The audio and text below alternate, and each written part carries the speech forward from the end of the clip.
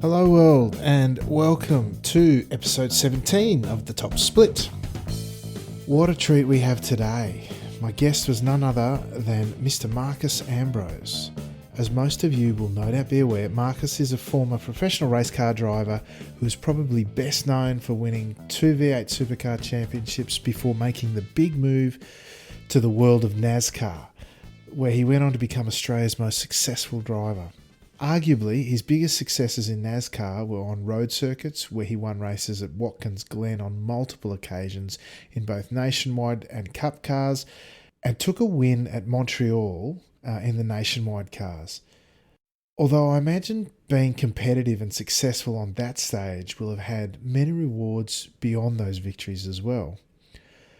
What an amazing opportunity this was for me, and without wanting to speak on behalf of the iRacing community as such, but really for all of us to get an insight that we just don't get every day.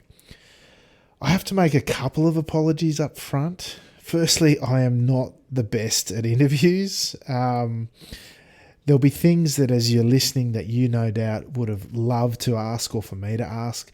There were things that I had in my mind as well that I wanted to ask, but one of the great things about podcasting, though, is it does give us a chance to have more of a conversation, and conversations will go where they'll go. So, but at the end of the day, Marcos had some great messages for sim racers, and I was really pleased to get the opportunity to help him share them. The other apology I have to make is for breaking more than just one golden rule of podcasting about staying regular. One of the other rules is about sound. The thing is, I record this in my man cave at home on my home PC. I have a halfway decent microphone that I bought secondhand, but the thing about it, an even halfway decent microphone, is that it picks up sounds that you won't get in a studio, for example, but you'll get in a regular room like I do it in. My neighbours are expecting their first child, and the father-to-be is busily renovating their house in preparation. So please excuse the occasional drop saw-like sound in the background. I think Marcos might have had a few incoming messages as well, but you know what? One of the great things about podcasting is that you can do it anywhere, and you can still reach anyone, anywhere, anytime. All that sort of good stuff. So sometimes you take the good with the bad. On this occasion, I really think the good outweighs the bad. And so without any further delays, it is my great pleasure and privilege to present to you Mr. Marcos Ambrose. Well, it's my great pleasure today to introduce my guest. For this episode, it's none other than 2 times V8 Supercar champion and Australia's most successful NASCAR driver himself, Mr. Marcos Ambrose. Marcos, thank you so much for taking the time to join me here at the Top Split. Well, thank you, Alex, and thank you for your time to contribute to the iRacing community with your show.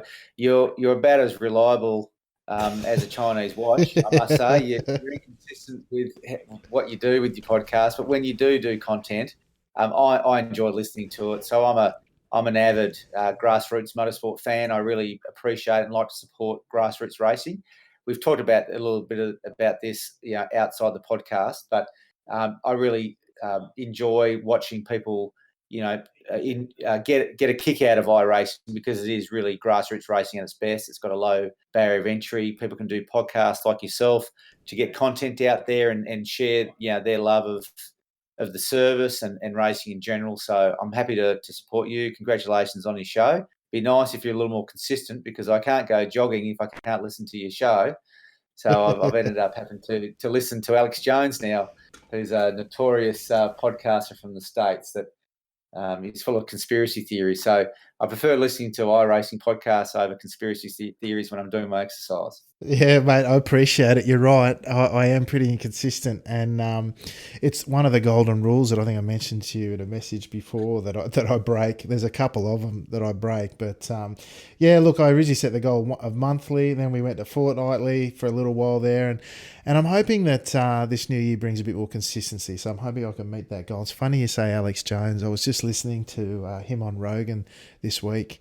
And I tell you what, that was something special. I don't know if you caught that one. I did, and Very entertaining. I don't care whether you what you believe in, if it's just pure entertainment or if you actually can subscribe to what he's saying. But fantastic entertainment. It's an incredible portal, isn't it? Podcasting, Yeah. to share a message. At least it gets you off the mainstream stuff, which I appreciate. Listening to people's thoughts, even though Alex Jones may be a little bit off the scale as far as what he says. Yeah, look, 100%. It was, I agree with you, very entertaining. And I hope you had a long run plan for that day because I think they were nearly 5 hours. I think I got 3 or 4 runs out of it, mate. Yeah, nice. I had a few trips to pick up my daughter from dance in that too. Yeah. One thing I had when I had the potential opportunity to speak with you, I have to admit you're the first person that I've had on the show that I got a bit nervous at the prospect of talking to. It's pretty much, I guess, exactly the kind of conversation I aspired to having when I started out here with the podcast. It's someone right into sim racing, and that I'd be really interested in talking to, but I'd never really entertained the thought that some of your experience and exposure, be interested in coming on the show. Now that I know a bit more, that you're into the grassroots stuff, it makes more sense. But you're a Tassie boy at heart, successfully took on some of the biggest challenges in motorsport. I've seen some of the great work you've been doing with Kevin over at the warm-up lap, and I got the distinct impression that you're not only an advocate and a fan of iRacing and the sim in general, but that you're pretty down to earth and open, I guess, to helping out others that enjoy this hobby as clearly as we all do. Focusing on the down to earth Tassie boy for a moment, how does it feel when you hear someone like me, a grown man, that says, I was really nervous at the prospect of talking to you? Is that old hat now? Oh no, that's okay, Alex. I think you don't need to feel nervous with an interview like this. I'm engaged with you, just two people talking about things they like to talk about, right? Yeah, And that's, for me. I love racing. I grew up racing. I've made it all the way from pretty humble beginnings here in Tasmania. It's a long way from the Daytona 500 from Tasmania. It's a long way yeah, from racing Formula 3. Euro event around Spa. It's a long way from the Bathurst 1000. So I've always sort of had, pretty grounded platform. And now in retirement, I've moved back to Tasmania, raising my kids down here too. So, I'm engaged in all forms of grassroots racing down here. I have a passion for the grassroots of motorsport, and I certainly put iRacing in that category because it's just such a great service. For me, I've got obviously a pretty good rig. I've built a full motion rig, 3-axis platform. I've got some experience gear. I've got a fibre to the house as well, so I've got nice. really good download speeds. So I've done all I can to make my experience right with VR, and so I get a real thrill out of going online. I'm a casual iRacer. Not for any stretch do I say that I'm a good iRacer or fully dedicated. I blow in and out of the service like the breeze, and so I enjoy when I do come on the service to race people. I get a kick out of not me competing on the service, but watching others compete, and to really feel like they're really engaged in something important, which it is. It's a great service. It's probably 80% of the real sensations for me when I'm in my rig of the real thing. Now, it's not the real thing, and I'm not going to pretend or tell people what they want to hear as far as what's it like versus the real thing. But it is a fantastic service for racing. It's virtual racing. That's what it is. Yep. It's serious. It's great content. The people on there are fantastic. It's a good community. All things said, I wouldn't be on here. Max Verstappen wouldn't be on there. Yeah. Shane Van Gisbergen. There's a lot of guys that you don't know about that are on there, and you'd be surprised, Alex, who listens to your podcast. So I'm not the only racing guy in Australia that probably listens to your podcast. So you never know where your reach gets to. And I'm happy to put my name out there and say, hey, I'm a fan of iRacing. I'm a fan of people who enjoy iRacing, get a kick out of it. I respect that. And I think it's just one of the best things that's happened for people at the grassroots racing level. You can, for a very small barrier of entry, come in and compete against, fantastic races from all around the world, from your living room. Just to think about that 10 years ago, it was ridiculous. Now, I was sponsored by iRacing 10 years ago in the NASCAR Cup Series. We did a race together at Pocono. Yeah. And I was part of that, putting that deal together, because I'd subscribed to the service early on and was a real fan of it then. So, I'm not claiming any credit here, but what I am saying is I was a fan of it in 2010. It's blown my mind about how far it's come in the last decade. And I'm really happy to support it again and talk about it again and be engaged in the community. That's awesome. I agree with you. I think I really enjoy. So I don't know if you've seen any, but we do a little broadcast for the Skip Barber community in the ANZ Club predominantly on a Monday, although we're moving to Sunday nights now. And I take what you say to heart as well in terms of making it about other people and getting other people involved. I mean, I used to be able to race these strength of field races and all the rest of it, but then I was working with Bernie, who actually got you and I in touch, the great man, Bernie Weemers, on doing a little broadcast. And getting everyone involved in that was really important to me, and it's one of the reasons why I keep going with that and try to build it as a platform. And I think it's a really good community, as you say. And it's a lot of fun to get involved with, and it gives some of us who haven't, had the experiences that you've been able to do, and I know there's a lot of hard work in doing that. It gives us that opportunity to get on the track and experience what it's like, and it's a great deal of fun. I've had the opportunity, as you say, to drive with world-class drivers. I've raced Formula Renaults with Rubens Barrichello. I've had new Lando Norris, who'll be in F1 this year, race skippies with him, Shane Van Gisbergen, you mentioned, multiple categories with him, and just the people that you get the exposure to and the experience, you get a real kick out of it. And as you say, the platform that iRacing gives us is fantastic for those reasons, if nothing else. The experience itself is great, and those sort of global experiences that you can have now are fantastic. So I couldn't agree with you more on that. Now, you mentioned your rig there. Now, am I right in saying you built your own motion rig there, Marcus? I did. Look, I've bought a lot of gear off Sim Experience, Yep. American company. Now, they're not that easy to work with, because obviously they get a lot of people call them up with ridiculous questions. So they've got a sort of a pretty hard barrier to break through. But I bought the hardware from them and the software, and I've converted their stuff to what I thought would be, the right motion from my experience. So I've had the privilege of racing sprint cars, racing dirt late models, racing NASCAR, racing V8 supercar, racing Formula 3, driving Formula Renault, racing a DP around Daytona. I mean, I've actually sampled a lot of cars out there for real, and I really know how they all should react and feel from the seat. So I went to work on my rig, and I've worked on it on and off for a couple of years now, just following some basic principles, keeping it super light so it can move freely, reducing latency wherever possible, supporting the driver's weight where possible. I've got a full-length rig, so it's actually the length of a normal wheelbase of a car. All right. I've got the motion, working pretty much in line with my expectation of what I remember these cars felt like, using the Sim Experience hardware and software as a baseline to start. So it's not the end of the journey yet for me. I've got visions of doing another rig again, and I'd love to build a few rigs for people over time too, just because I can really get them pretty close.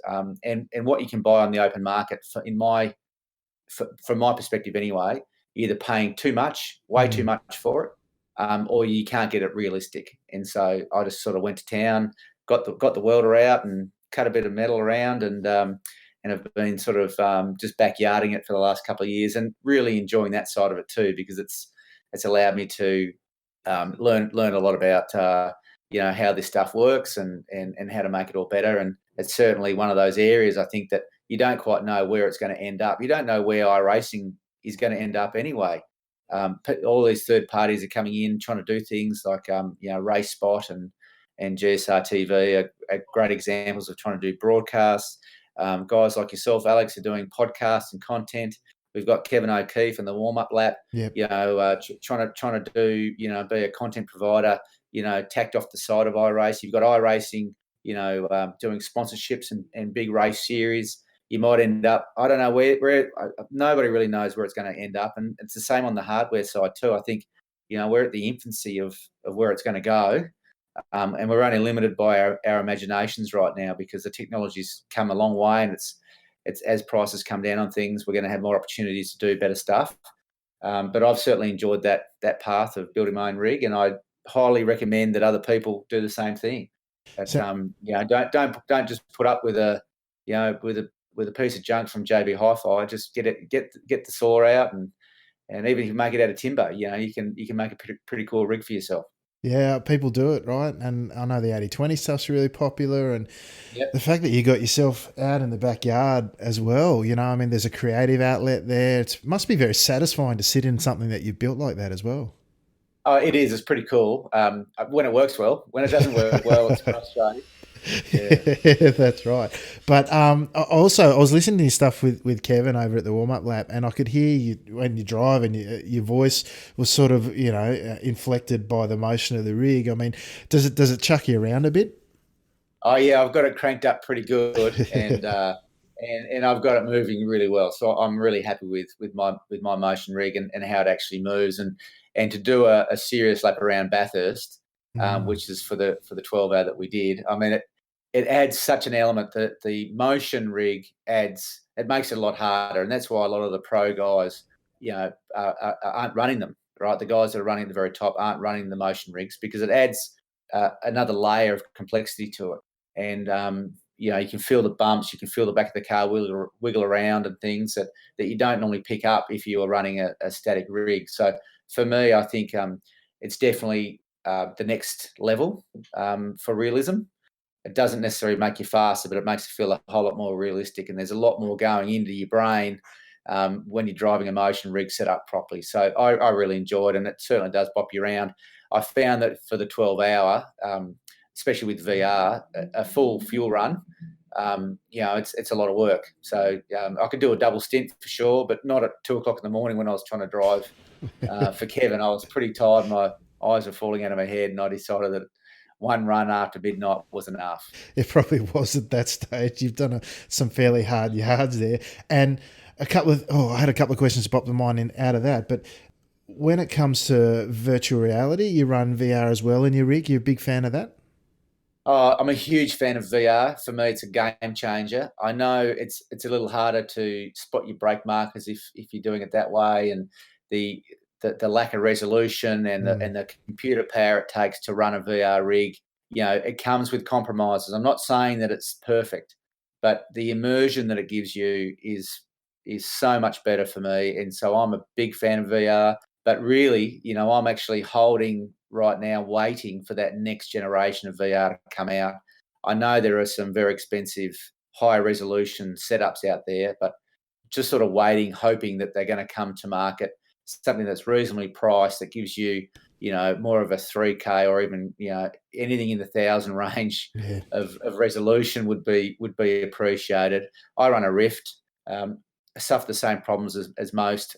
Lack of resolution Mm, can get a bit skippy in the frame rate, especially if you've got everything turned up on the graphics, and having download speed issues and computer issues, trying to keep up with it all. So NVIDIA, I run a 1080 Ti. It works really well for me. Although you've really got to watch that you don't overload the system, so you don't lose frame rate. For me, the 90 odd frames per second, that's minimum to get away with. mm, I mm. find, if I can get my frame rate up over time with the next generation VR, I think that'll be a real game changer. Yeah, I agree. I did. I borrowed a Rift from a mate of mine at work, and I did a weekend with it. Put up a race on YouTube, the Skippies, and it was great. I really really enjoyed it. The perception of spotting your apexes and the close racing you can get out of that extra depth. And knowing where you are on the track was fantastic. I agree with you. I also agree with you though that the resolution, I struggled. I've said it a number of times. I think where my eyes got tired, the muscles from trying to focus on something that was never rendered clearly, if that makes sense. So Yeah, um, and I think that's what it is, Alex. It's actually your eyes are struggling to get focused. They're straining to see things clear. yeah, It's not so much about the VR itself. mm, It's more about, the resolution's not good enough and you're straining to see the corners or your turning points or the apexes. And I find the bigger the track, like say a long distance flat track Yep. like a Silverstone where you're trying to see a long way in the distance. You can't drive those tracks as well as you can maybe a short track or whatever, where you don't have to have that sort of long depth looking. Yeah. And I think just that'll fix itself over time if a company comes out with a better resolution Rift. One trick that I did learn, and Mm. I do learn from racing, is to actually relax your eyes a bit. Yeah. Don't stretch your eyes out. Just sort of just relax your eyes and let it all come to you. And people also complain about the VR, especially the Rift, being a narrow focal point where it actually doesn't have a wide field of view. But I Mm. find that actually it feels more like a helmet to me. A modern generation racing helmet, especially the big thick ones, Mm. they've got very small eye ports for safety, and so that feeling of that tunnel effect is actually close to a helmet for me. So I don't mind that effect, but I certainly don't like the lack of resolution. And I'm really hoping, we're not going to have to wait too long to get the next generation. Yeah, I agree with you. I'm hoping that next gen will be the kicker along that it needs, and for the fast moving stuff, it would be a big improvement. I'm with you, mate. I hope that's the case as well. Now, easy question: do you have a favourite car, series, or track on the iRacing service? Look, I really don't. I kind of, like I said before, I Mm. come and go like the breeze. Yeah. When I first got on, I enjoyed the oval stuff because I didn't have a very good brake pedal. Okay. And that's one of the things you got to highly recommend, anyone listening, invest in a brake pedal, invest in a good wheel. They're the two first things you should be doing, Yeah. because without a good brake pedal, you just can't go road racing properly on the service. It's just not enough feel, and you make mistakes and get frustrated. So as I got better equipment, I switched over more to road racing, and I really enjoy the road racing side.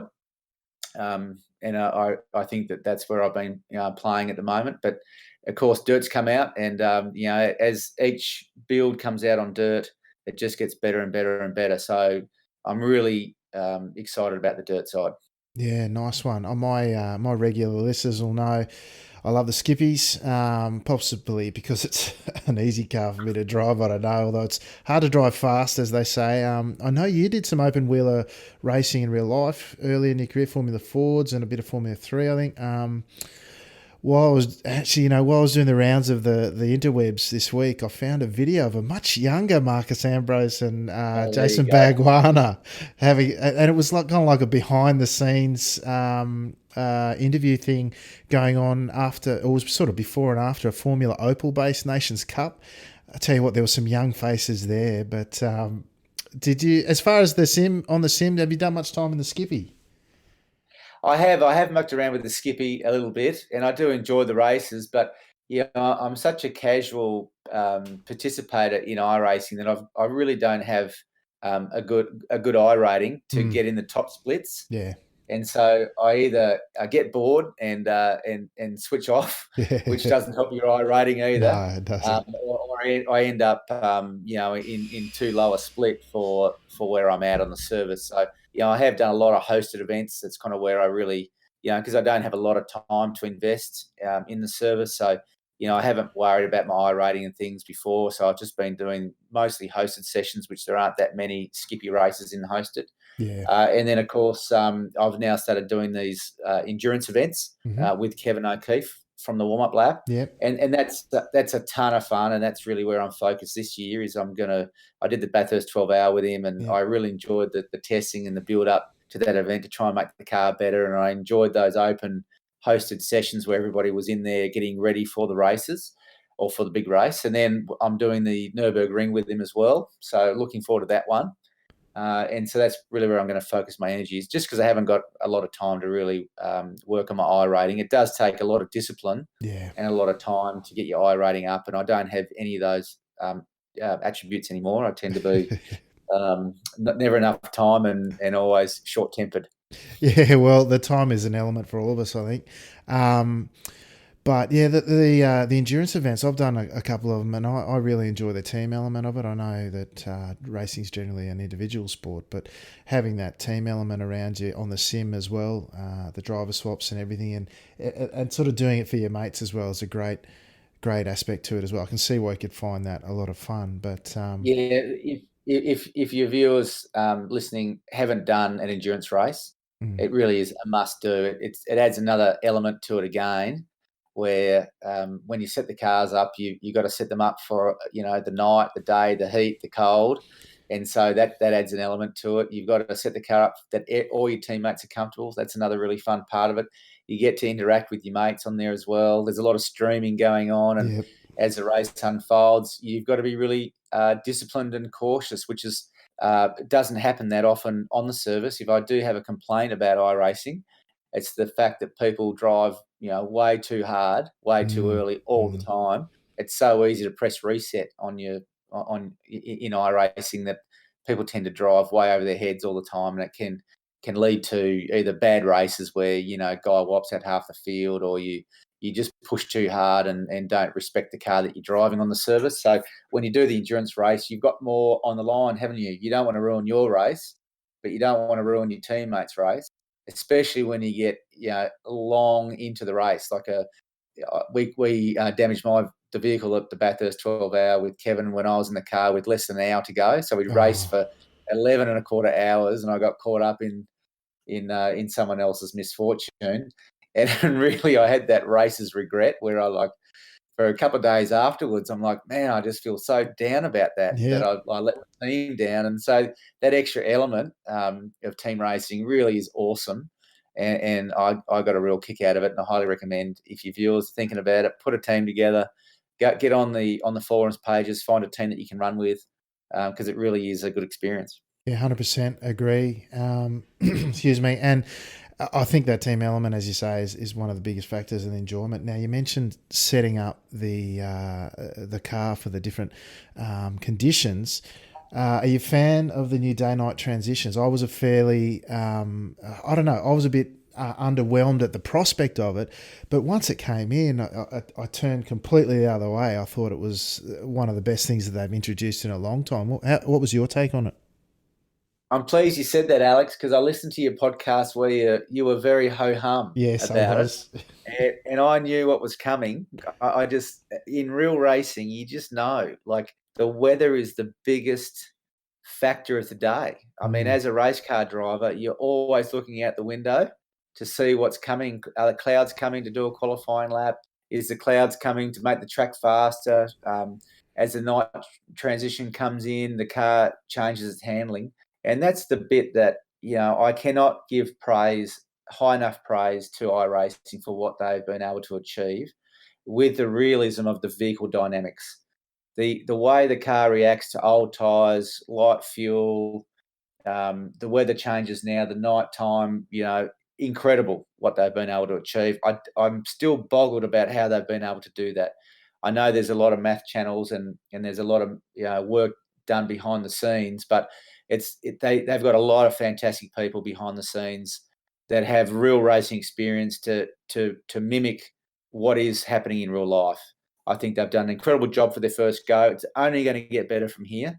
I mean, for their first effort at a day-night transition, I think they've nailed it, and I think it's the most exciting thing to happen to iRacing since iRacing started. I think it's just been a massive shift. Maybe the dirt side's also been incredible. Yep. But the rollout of dirt, I don't think was as clean and tidy as the day-night transition, because there were mistakes made with, the lack of the berm, and then when they did put the berm in there, it was too big and violent, and they've been, sort of massaging and making that dirt grip and realism, better each build. Whereas the day-night transition, for me, they just nailed it on their first go.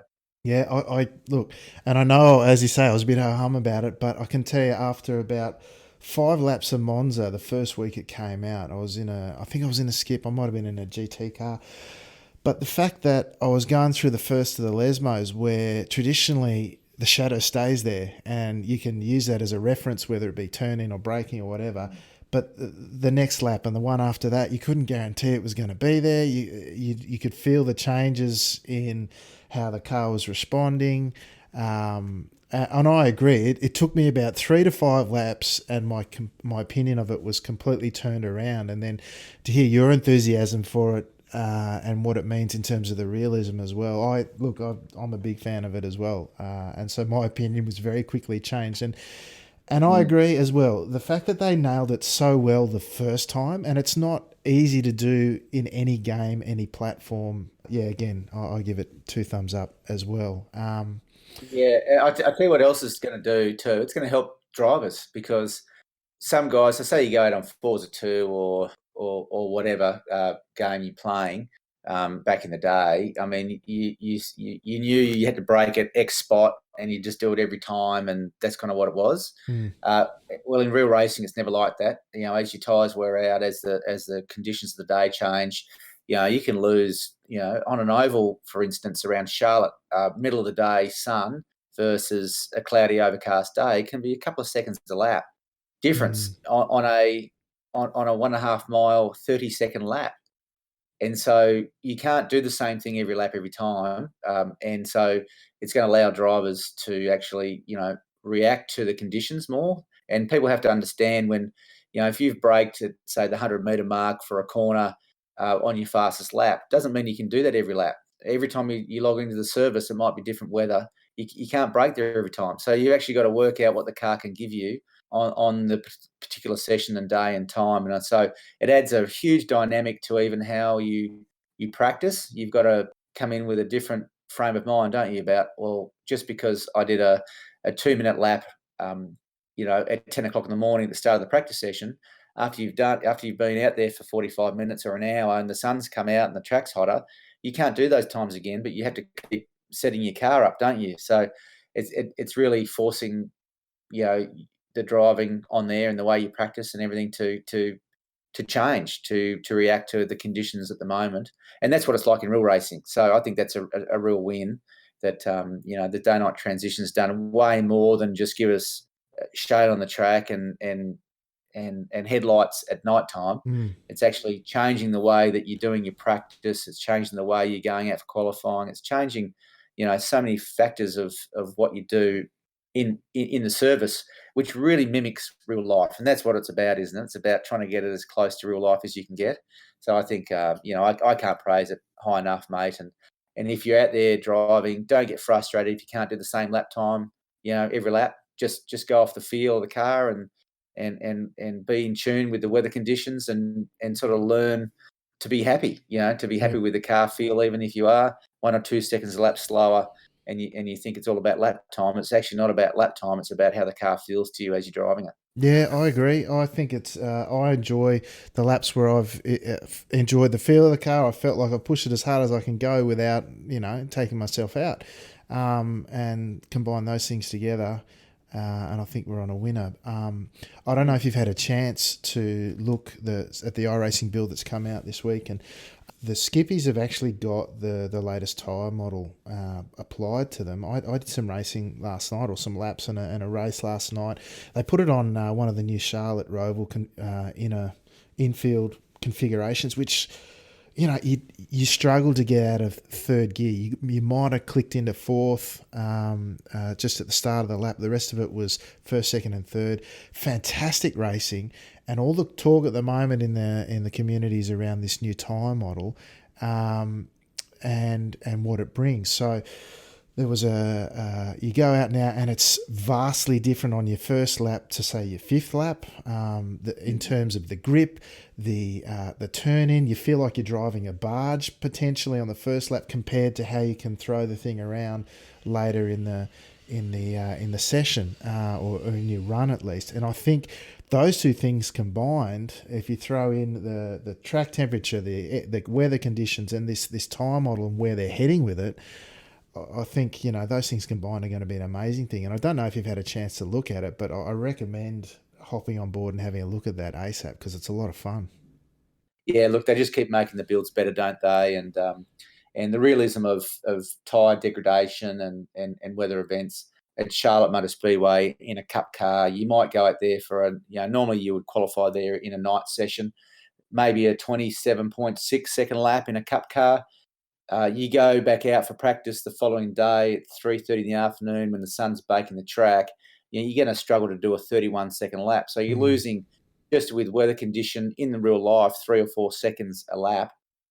In the races, you'd start off maybe at a 29-second lap. By the time you finished your run, you'd be doing 31 and a half, 32-second laps. I mean, these degradations, the way the cars, use the tyres up and burn fuel, all that stuff is actually happening in real life. And driving a race car, especially a cup car or whatever, from a new set of tyres to an old set of tyres, they are totally different vehicles in the way they feel and react. And you're seeing that on the service. They're getting it better and better as time goes on. I'm just here to say to your viewers, yes, it is like that in real life. Yes, what they're doing in iRacing with the latest generation builds, it's getting closer and closer to what the real thing feels like. And how lucky are we to be able to have a service like this that we can tap into? I know it's not cheap. Okay, we're all subscribing to it. We're all buying the cars, but the quality of content we're getting, the ability for you, Alex, living in Canberra as an IT guy, to race against a pro driver on the other side of the world, it just boggles your mind how good the service is and how far we've come. When I left grade 12 here in Australia, we took a bus trip to the Maritime College here in Launceston to go and see the internet. I mean, we took a 20-minute bus ride to look at the internet, and I was in grade 12. That was only, it's 20-something years ago. Yeah. Just incredible, isn't it, how far we've come? I mean, it's just not in your wildest dreams would you imagine that you could race so legitimately online like you can today. Yeah, I agree. I'm just thinking where we'll be in another 20 years, mate. I mean, I just can't imagine. And the thing that probably speaks volumes about the quality of the service for me is the fact that you have so many professional drivers, people like yourself who did race professionally. You got all the up and comers, and it makes me wonder potentially. I mean, look at esports, for example.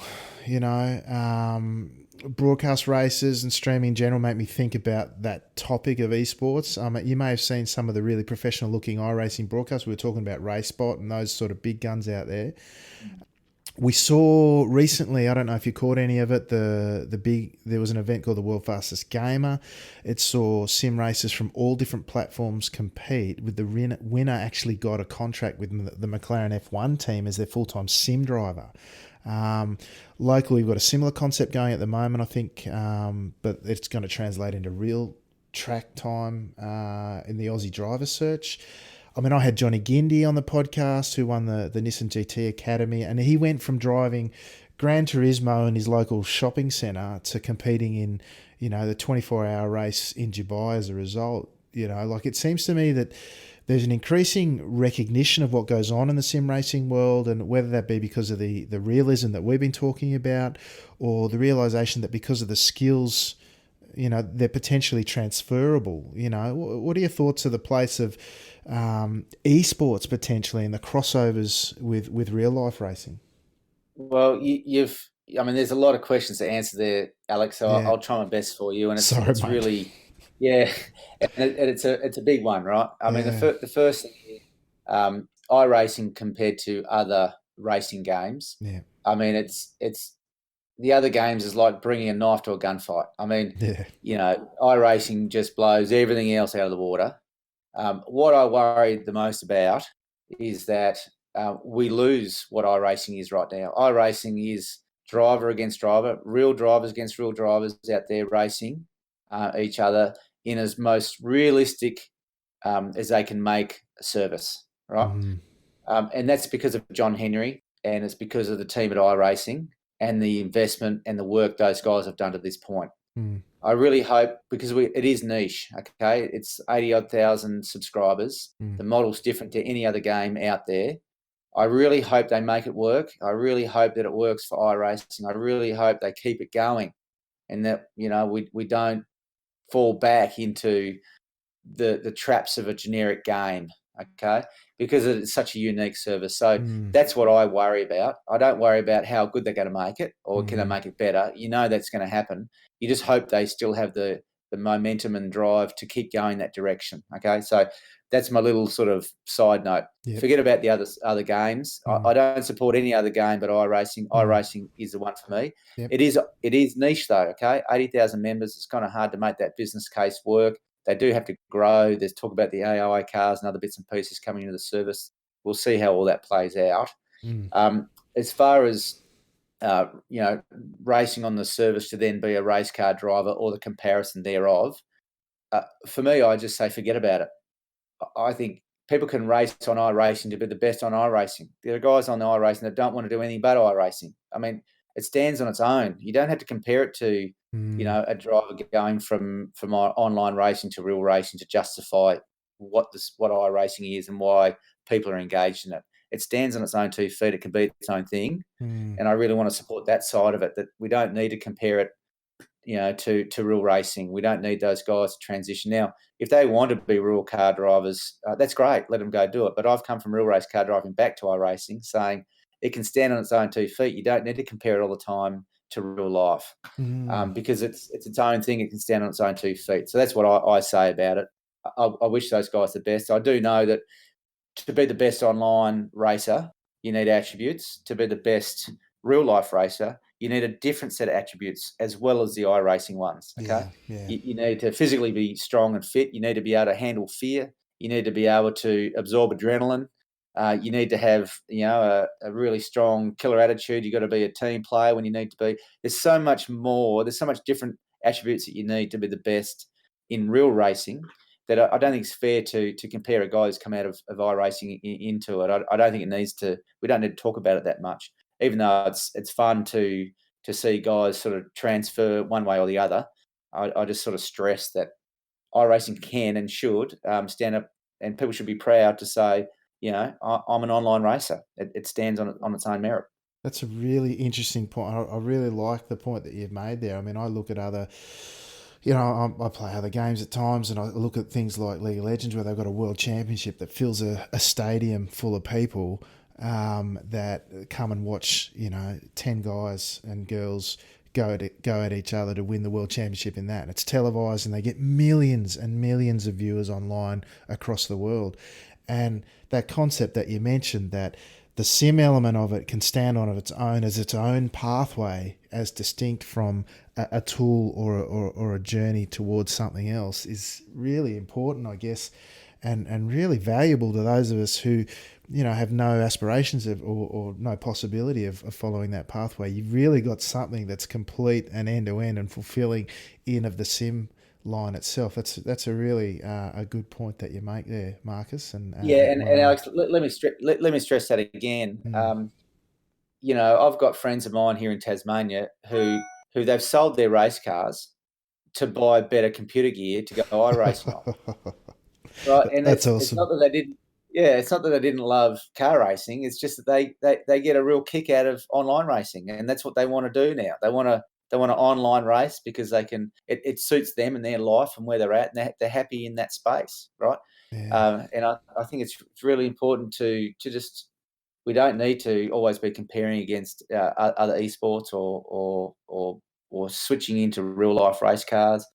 I mean, if you're on a shoot 'em up game, does that make you automatically want to be an SAS commando or a Green Beret? No, Would it you're make exactly you? right. Would it make you the best? I just think it's a common subject that we don't need to go too heavy into because it's just it doesn't need to be relevant to others. I mean, all those guys racing on the top service, in iRacing in the major series. Some of them are pro drivers, some of them aren't. It doesn't matter, does it? I mean, they're just racing. You want to see the best online racer. That's what I want to watch, and that's who I sort of respect and look up to. Yeah, absolutely. And seeing those guys and the skills that they've got when you watch them. I mean, I don't know if you follow many of the streamers on Twitch. There's a guy, Tyson Meyer, they're quirkatized. And, I've had him on the podcast and I really enjoyed talking to him actually.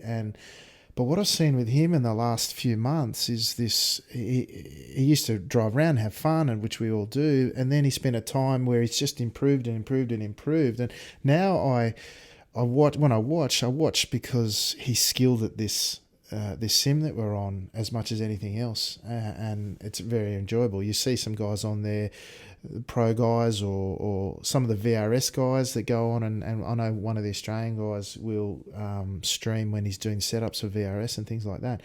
And I agree that the skills and that they have and they bring to the table, I have admiration for that in a completely different way, and it's really good.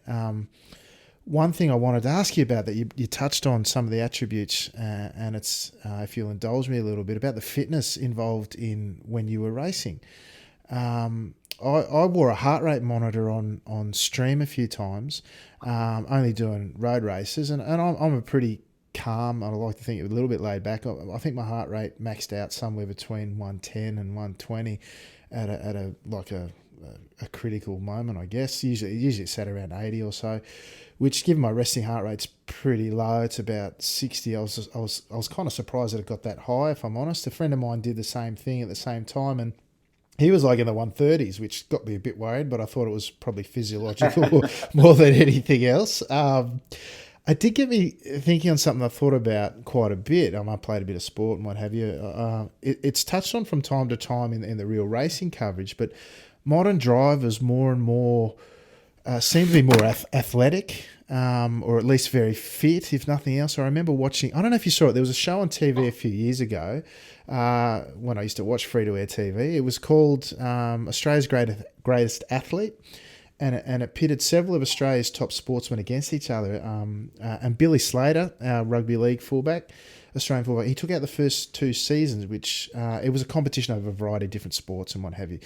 I think potentially what caused most people out was the fact that in the first season, Jamie Whincup finished second, and in the second season, I think it was Craig Lowndes finished fourth, and it was amongst all these top Australian athletes, and both displayed, I guess, a mixture of surprising athleticism, but I thought potentially most of all the endurance aspect of it. I suspect it probably doesn't come as a big surprise to you, but can you tell me a little bit about the physical stresses that racing placed you under, and what perhaps your training regime was like? Oh, sure, Alex. I mean, to drive cars at the top level, you have to be physically and mentally fit. No doubt about that. In a open wheel car, obviously the G forces are really high laterally, and so your body gets a lot of strain on your neck and your ribs and your shoulders and so forth. So you got to sort of train for that. You got to be pretty lightweight too to keep the weight of the car down. So the Yep. driver's weight is a really important part of open wheel racing in particular. When you get to heavier cars like a V8 supercar or a stock car, it's slightly reduced the need for the drivers to be super lightweight, but certainly you've got to be fit and ready to go. I'd say that modern racing drivers, it's changed a lot from back in the day. Back in Dick Johnson's era, or in the 80s, Mm. drivers had to work on their own cars. They didn't have time to spend 4 hours at the gym. Yeah, They okay. were changing gearboxes and transmissions and building cars and doing all the things they needed to do. And so they naturally were working and racing, and the pure physical fitness, was different back then, right? Yeah. Whereas today, a modern race car driver, he has nothing to do but keep his body in perfect condition, Mm. and to meet the obligations of the team for sponsorship appearances and whatnot during the week. Now, there's a lot more that goes into it. Everyone's living their life, aren't Yeah, they? But yeah. I'd say that drivers today, professional drivers, have just a lot more time to focus on their bodies, and so they just eliminate a possible error, and that would be that you're not fit enough, or your neck's not strong enough, or your Mm. brain's not fine tuned enough to do your job. So I think it's racing has just sort of matured and become more specific in your roles. Okay. So that being said, I'd never claim to be a triathlete, mate. In all my racing days, I was very race fit, but I loved racing. I didn't Yeah. love exercising. All right, Yeah. and there's a difference between the two. There is a big So difference, right? yeah, I think there's a mini series called Kenny. He was a Yes. baseball player, and he wanted to be the best at sport, not exercising. I think that holds true um, uh, in my philosophy in life, anyway. That yes, I did enough to be fit and strong and healthy for the races, Yeah. so I could perform at very very top. But I did that under duress. I was fit and I did my exercise because I wanted to race, not the other way around. Yeah, nice. Hey, you were down in Adelaide on the weekend. I saw a bit of footage of you in a NASCAR with the Mustangs coming out, of course. The big reveal for them, I guess, for the supercars. How was it like to be back on the streets of Adelaide? Yeah, look, I hadn't put a race helmet on since I jumped out of the car at the end of 2015 at Bathurst. So it's been a good 4.5 odd years, probably, since I've driven anything in anger. And I didn't. I probably should have done my research a little more before I jumped in that car.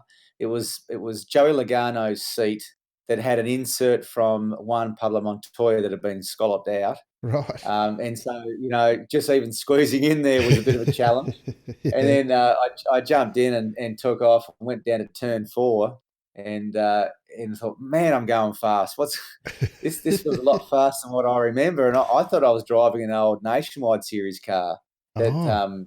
that Dick Johnson Racing had in the garage. So I just didn't look at the car as close as I should. I thought it had just been a bit of a mock up, you see. But it actually turns out it was a current generation 2019 Ford Mustang Cup car that they flew out Oh, from America wow. just for the event. And so it had 850 odd horsepower, and Jeepers. nobody really done a setup on the car or anything like that. So it was wandering around down the back straight, and it was just a real blast to jump back in a car and give it a bit of welly. It was a lot of fun to be on track with Dick Johnson too. I never raced against Dick in real life. He was retiring the year before I came into V8 Supercar basically. So to be on track with Dick, to see him in his latest generation V8 Supercar was really awesome. To be on track with Scotty McLaughlin. Scotty's a good friend of mine. He's a fantastic driver. I can't say enough about the kid. He's just got all the attributes you need to be a champion, and he's proven that he's a champion and he's worthy of his title this year. So to be on track with those two guys, in Fords around Adelaide, which has been a pretty happy hunting ground for me years gone past. Yeah. It was a really nice reflection point, I guess, and it was just fun to do. So I'm not going to get all emotional on you, but it was a I'm glad you enjoyed it, mate, and I was pleased to see you pop up there, and it was obviously a big weekend for the Mustangs, and I'm glad to see, McLaughlin had a great weekend of it as well. So, it was good. Excuse me. Speaking of nostalgia, it's you are in retirement now, I guess. But it's funny to say. I mean, you're a couple of years younger than me, actually. And I'm not. I'm miles off retirement. But of course, you're not. I guess you're not really retired in the true sense. You look like you've taken some different challenges on though. As I said, I was poking around the interwebs this week, and you've got the Thousand Lakes Lodge down there in Tasmania that was, as I understand it, named in the top 3 places to stay in 2018 by the Lonely Planet. Tell me, that's something completely different. I guess at least the world of what you used to be in. How did that all come about? Oh, look, I just wanted to get really busy when I got out of the race car. A lot of race drivers, when they pull the plug like I did, especially in circumstances where you stop abruptly, Yeah. can go through that sort of mental lull. And so I wanted to do something that was sort of different, out of the way, and was going to keep me really busy. So we picked up an old building that was parked in the middle of the Tasmanian wilderness. It was an old Antarctic training facility. So scientists would go there to get used to the cold in the middle of winter and, I guess walk around in the bush in the snow with their instruments out, trying to sort of get their body acclimatized to the extremes of Antarctica. Because it is a very high climate for Tasmania. It's Mm, 1,150 metres above sea level, which is not yeah. that high, but it's definitely the highest accommodation in Tasmania. Yeah. But it's because we're so far down away from the equator that the wind rips through there in the middle of winter time. There's a lot of blizzards and snow action, and it's a pretty hostile environment. So a great spot to build a wilderness lodge. In the summertime, we've got some of the world's best trout fishing up there. We've literally got 3,000 lakes up there to fish, tarns and little streams and water bodies up there. That's all free walking into the walls of Jerusalem National Park, which is a World Heritage Area. Some of the most pristine walking you can do anywhere in the world. It's just no roads, no cars, nothing out there. Nothing's ever been done. So, and the only way to get there is by walking in and out. So it's a great way to sort of switch off after being so long in the fast lane. It's quite nice to be in the slow lane. So I Yeah. enjoy my time out there in the back country, and I just wanted to build something that people could stay in that area with some comfort. It's only a small place, mate. It's only got 9 rooms, and we man it with a couple of staff up there to sort of manage the place. It works really well. That's awesome. Certainly, as you say, a real sort of contrast between the intensity and the everything involved in that world of racing, then to be able to go to the completely other end of the spectrum and have that space and that quiet and that being alone almost with your thoughts Mm. would be amazing. I guess I I saw a nice photo on the Instagram page of the Thousand Lakes Lodge with yourself, Russell Ingall, and Greg Rust from a year or so back. You and the Enforcer were former teammates. Looks like you guys. Do you guys still keep in touch?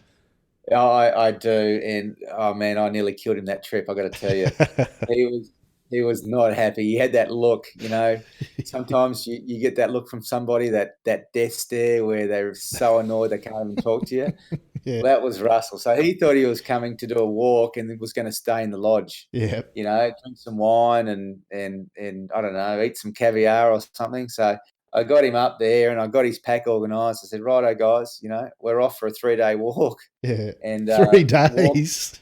Yeah, yeah, out there camping and, you know, and we forgot his air mat. So he was trying to sleep on the ground out there and he was cold and grumpy. Now, we walked way too far that day because they had to get back to a flight. So they said, yeah, we'll come. And by the time I'd organised the trip, you know, they had to leave earlier than what we anticipated.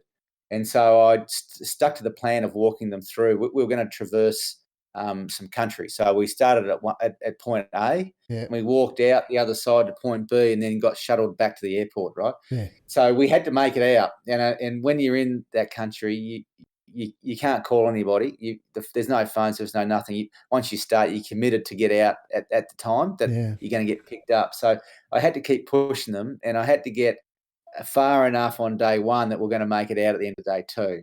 And so, you know, they'd never done any serious walking like that. And my walking is not on tracks; it's off country. yeah. We're walking on no trails. We're just pushing our way through the bush kind of thing. And so we got to about 3 o'clock in the afternoon. I could just tell, you know, Russell and Greg, their eyes had glazed over. Now it turns out Greg Rust had a phobia for snakes, Oh so he was no. wearing 3 layers of pants, Yeah. right? Because he was so worried about getting hit by a snake, and so he basically overheated and melted down. And then, you know, Russell didn't tell me, but he was struggling at the time with his back and his hip and his leg and his knee, and so he was mad as a jack jumper.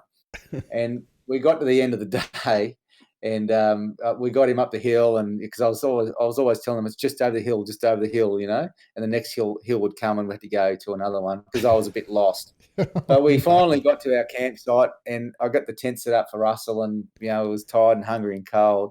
I think he rolled into his tent about 6 o'clock at night, 6:15 maybe, and he didn't get out again until 7 o'clock the next morning. He spent 12 hours in his tent. Yeah, he was pretty hot, but and tired, but a great experience when we got out the other side, and all's good now. That's awesome. But they're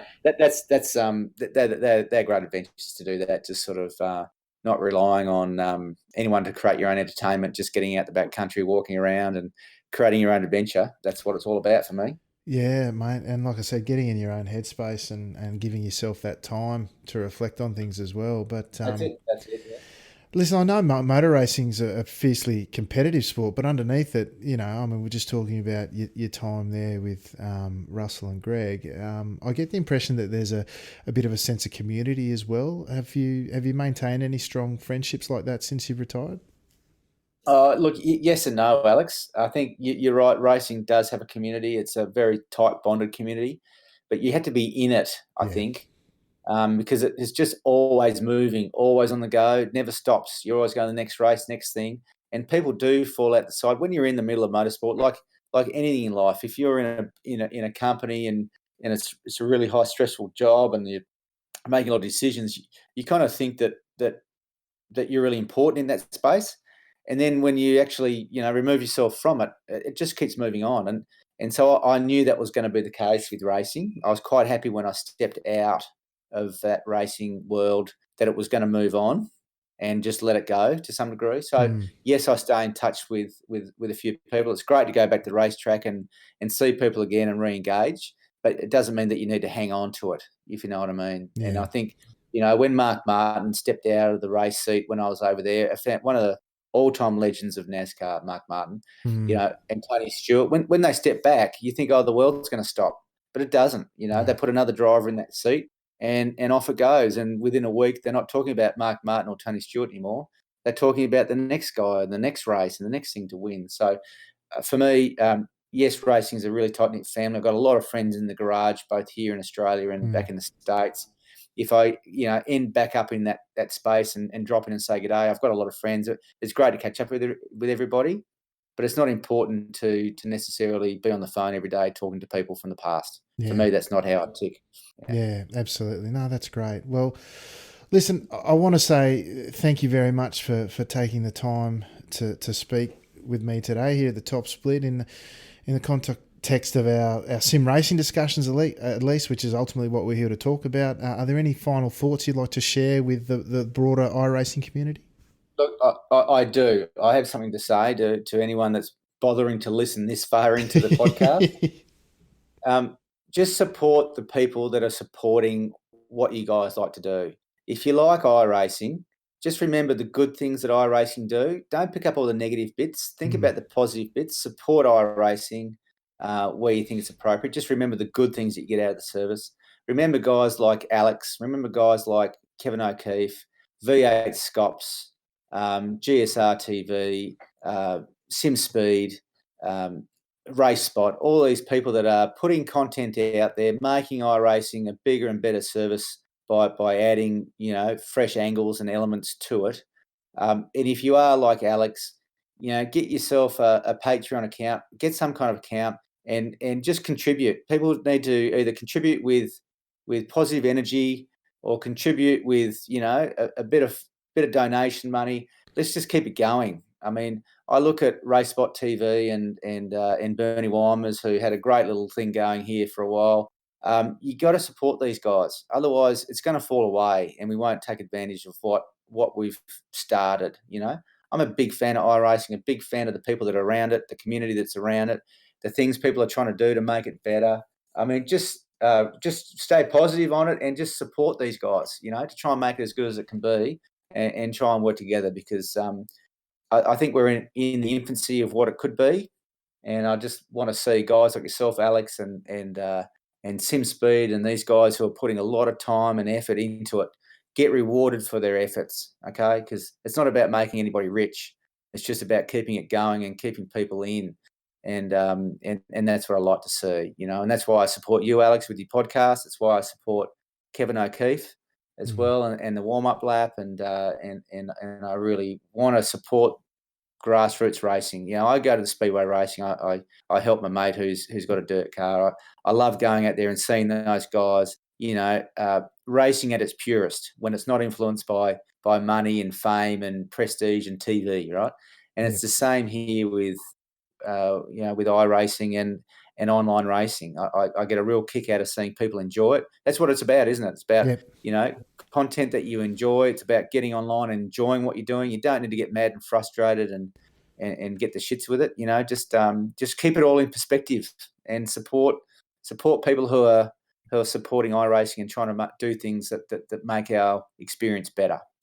Well, that's awesome, mate. And I really feel like you're putting your money where your mouth is, so to speak. You've been so generous with your time, both here and other places. And it's been a great pleasure and a privilege for me to have you on the show. And I've found, honestly, in watching the stuff that you're doing with Kevin and generally here as well, I find your genuine enthusiasm for the sim racing hobby quite inspiring, to be honest. And I hope, people that listen to what we've done today, it has the same impact on them, and certainly the stuff that, as I said, that you're doing over at the warm-up lap. I've learned a bunch of stuff already that I didn't know out of looking at that content, and I put it into practice already. So, and that's making my experience better.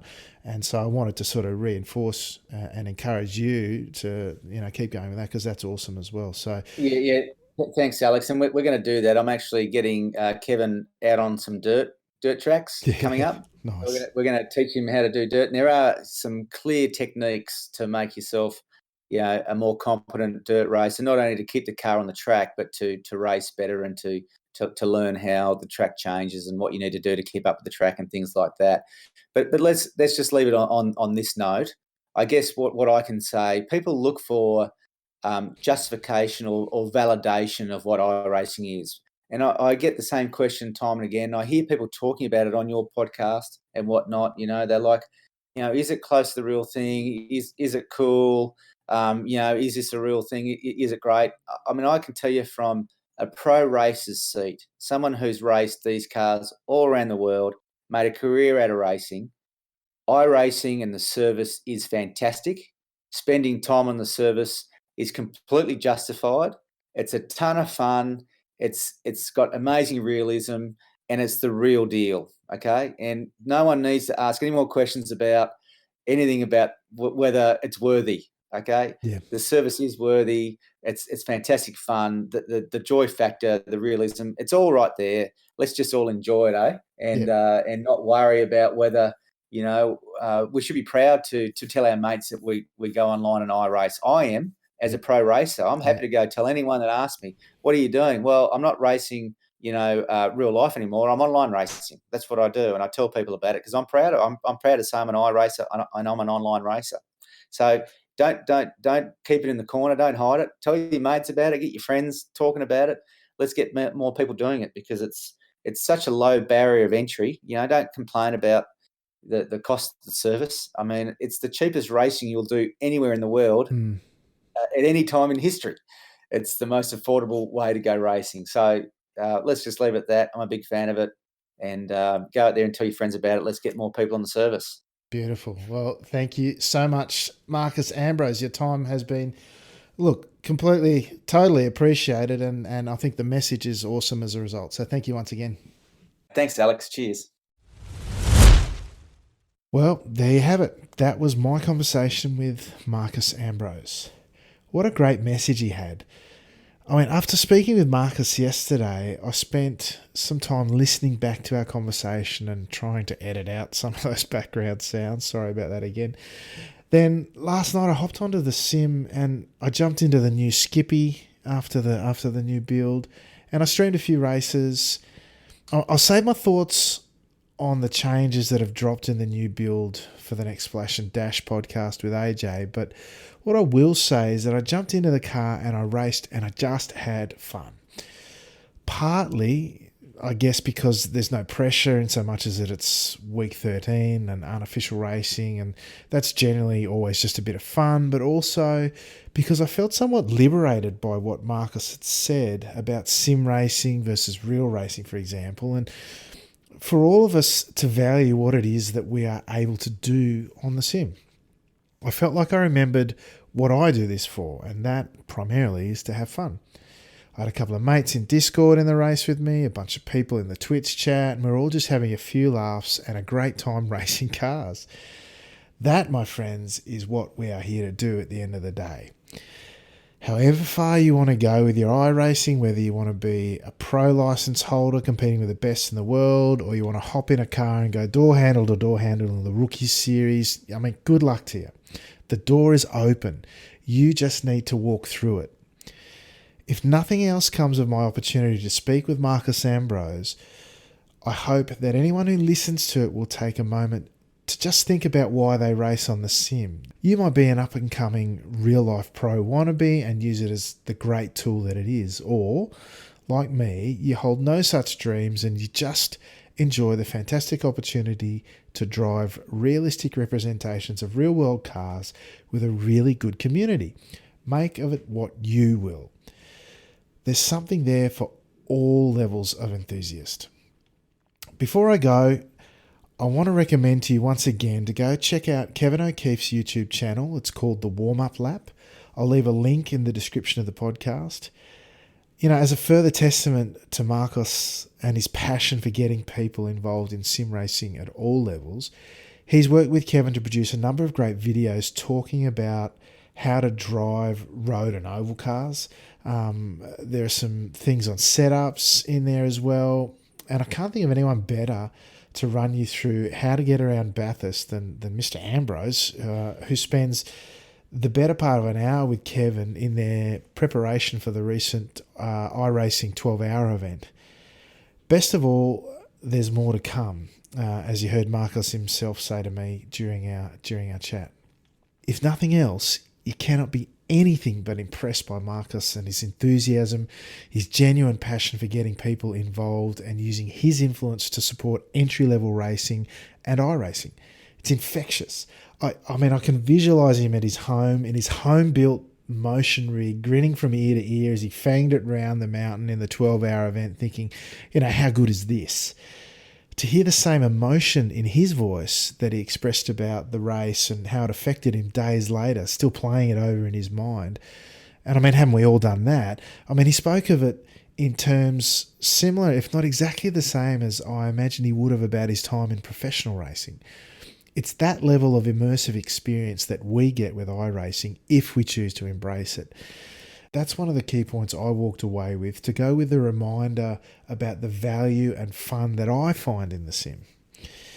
I hope that in what Marcos shared with us, you can find similar meaning too. One final big thank you to Marcos for coming on the show and for his ongoing investment in our iRacing community. For now, the fire is relit. Marcos has inspired me both with his enthusiasm and his so gentle reminder that the biggest thing in podcasting is kind of being regular.